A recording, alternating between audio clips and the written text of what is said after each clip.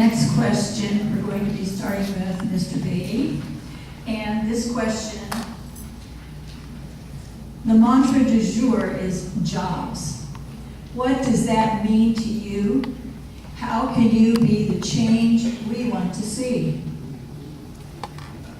Well, when we start out in Moreno Valley is we got to become business friendly. Currently, we're one of the highest tax states to do business in, and we're losing our businesses due to overregulation. So those have to be addressed first and foremost. At Moreno Valley, we work very hard to become business friendly and attract new businesses and jobs in there. As a member of the Joint March Joint Powers Authority, we work very hard to recruit new businesses into the area and oversee the reuse of March Air Force Base. Today, we've created about 5,000 jobs in the March Joint Powers reuse area. And that can continue, and the way we were able to succeed is get rid of a lot of the red tape that businesses have to encounter, whether it be environmental or taxes. We do some tax sharing agreements with some of these businesses to create those jobs. And in Moreno Valley, we're looking and exploring the same options to attract new businesses and retain our current businesses there in Moreno Valley. Thank you very much. Mr. De Leon? I agree that we do need to streamline when it comes to make sure that small businesses are able to put up their businesses and receive their capital.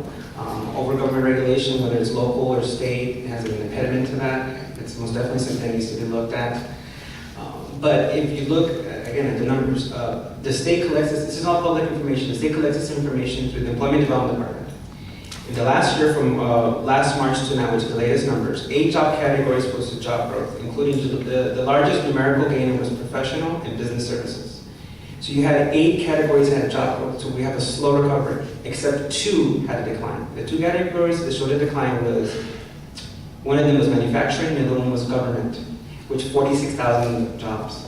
Now, that means we're getting better, but it's been a tempered recovery because of all the job losses that we've had from state, local, cities, and school districts. And these are your friends and neighbors from classified, like I said, to certified, to either those who are working for cities.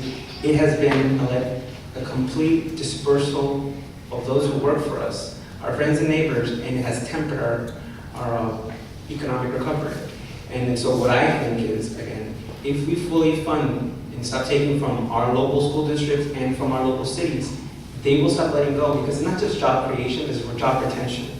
Because the numbers show that when you lose, that is hampering the economic recovery. People aren't spending, they go on unemployment, and that is why we have, Riverside County has a high unemployment rate. Because so many, besides manufacturing, it has been local government jobs that have been lost, and that needs to stop.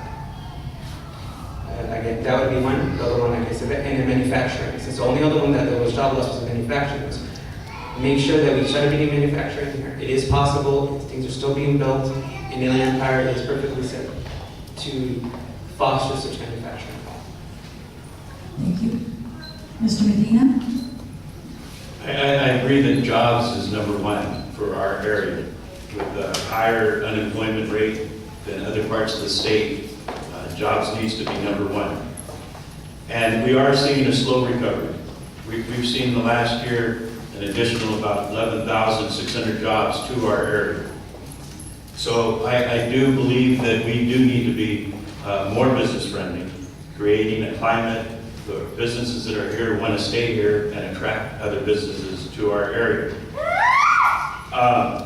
The economist John Housing very recently talked about jobs and said that the biggest barrier to jobs in our area is education. And he pointed to the high or the very low 20% college graduate rate among people 25 and over.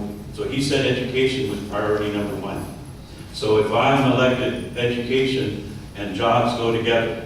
And I will make sure and do everything I can to strengthen education, K-12, community college, and the UC, because if we have a trained workforce, a highly educated workforce, we can attract the jobs that we need for this area. Thank you very much.